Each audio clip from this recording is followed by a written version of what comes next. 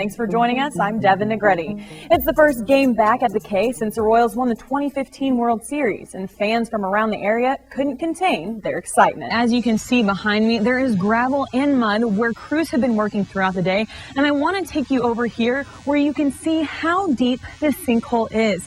Now, this started at 6 o'clock in the morning when the water main broke.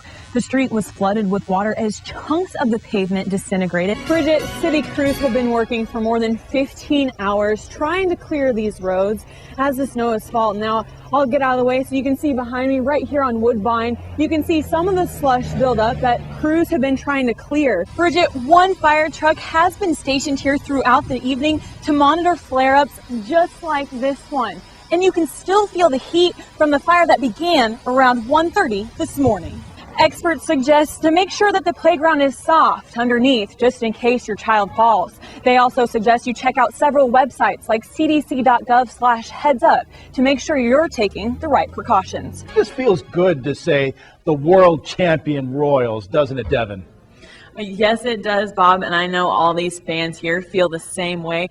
Now, this line, it is at the back of the store right now, and it has wrapped around to almost the front at the door. Alan and Bridget, this scare came for a female student who attends here at Central High School. She told her counselor a man approached her in his car and offered her a ride multiple times until she became uncomfortable. Hey, Bridget, the anticipation for fans is one thing, but stocking the postseason apparel brings another level of excitement here at Rally House. Alan, as you can see behind me, the Civic Arena has been transformed for this magical event. Hundreds of guests have come out to support the Hillcrest Transitional Housing. Bob, some fans have been waiting outside here at Rally House since midnight wanting to get the latest gear. Now, this store wasn't open late last night, but there are some other stores that were. I-29 is still closed down between exit 44 and exit 50, and so is Frederick from Woodbine past the Drury End. And we have been told that Denny's employees have been able to leave the building, as well as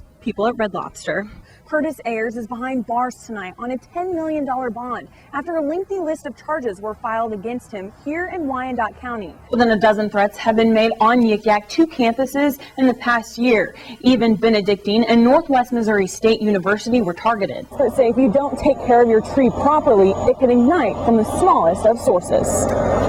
Reports say 30% of tree fires is due to electrical failures or malfunctions. By stuffing dog homes like this one with hay, it helps keep insulation inside so they can stay warm through the cold months. This fire suit and the oxygen tank weighs more than 20 pounds. And when wet, it makes it difficult for firefighters to fight flames in below freezing temperatures. Flooding damages in Buchanan County are causing issues for farmers. Their crops are underwater and turning their fields into lakes. Police say it takes about 30 seconds for someone to break into a car to grab what they're going for. Doctors say that humans can carry the virus on their clothes once they've come in contact with a dog that has it, passing it from one dog to another. Places like Horizon Outdoor sell gear like helmets and gloves to keep you protected, and each ATV comes with a booklet for tips on safe riding. Getting HIV tested is as simple as a prick on the finger, and it only takes 15 minutes to get the results. This may look like an ordinary grapevine found at a vineyard, but for Missouri's economy, it looks more like dollar signs. On to Platte County, where a teenager is facing rape charges. Dakota Dale Cochran of Platte City is in jail tonight. Tradition returned to the Pony Express Museum this weekend as kids lined up for the annual Pumpkin Fest parade.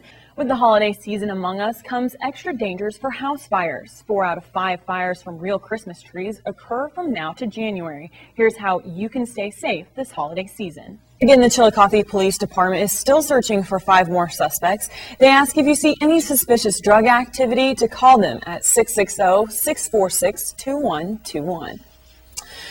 Well, after more than half a century, the Missouri legislature is looking to change how adoptees access their original birth certificates. A Dual County high-speed chase in St. Joseph earlier today ended with 2 people in custody. Good evening, I'm Devin Negretti.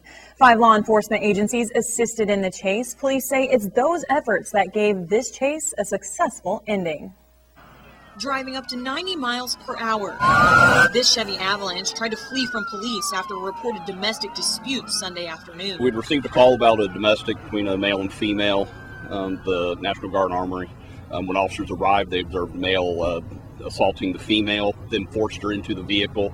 They attempted to stop the vehicle fled. The chase that began in St. Joseph quickly moved onto 71 Highway, into Savannah, and throughout Andrew County, recruiting more officers. During the chase, they kept changing directions and stuff like that, so with limited number of people, it's hard to get somebody out in front of them to try to deploy spikes or anything like that. At some point, the male and female switched drivers. At the time that they stopped, female was driving, male was passenger. They had switched at some point during the chase. And eventually made their way onto K Highway in St. Joseph. It was coming towards south, and you could hear it clear as day about a minute before you could even see it. Zachary Sample heard the car coming onto St. Joseph Avenue from K Highway while standing in his front yard. You could hear the rim flattening out on the concrete, and there was about 9 police all behind him trying to stop him, and he just kept on going. It was crazy. Shortly after Sample saw the cars, the chase ended in the Burger King parking lot off of St. Joseph Avenue.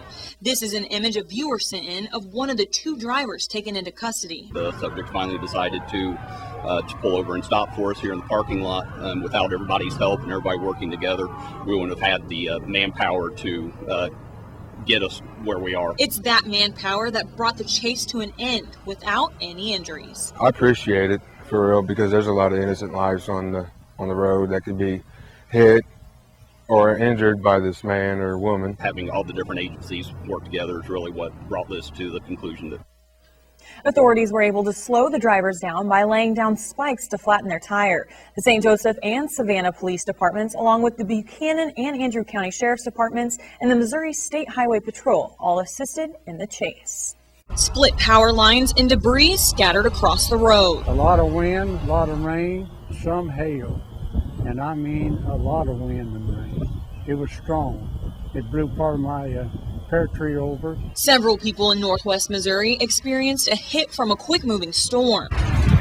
Got up this morning just to rude awakening of sparks flying in our basement from the breaker box. Damage this tree left behind for a St. Joseph family. You could hear a little bang, and then the power cut off. Others affected in the area lost more than just their power. The farmers have just planted their fields, and you can see it's just washed right down the road. Lloyd Sellers, who lives in Dearborn, says his porch was covered with fallen potted plants and trees split in half. But it doesn't amount to the cost of his neighbor's freshly planted cornfield. This storm like this runs right down the road and just washes all the corn right out. Seed corn now is just like everything else. It's gone up, and his farm equipment, the diesel oil, and the time, it's expensive. Even though his neighbors and others may take a financial hit, Sellers says the rain is what we needed. We need the rain. Thank God we got a good rain, but I'm glad it's going to stop now for a while. Let this get soaked in before another one comes. Flowers and candles surround the base of this French flag on Northwest Missouri State University's campus after the recent attacks in Paris. And then I walked by the flag and I saw all the candles and flowers, and I was like, wow, thank you. All of this to show support for Parisians, their friends, and family. It's news that took these 2 international students by surprise. It's terrible.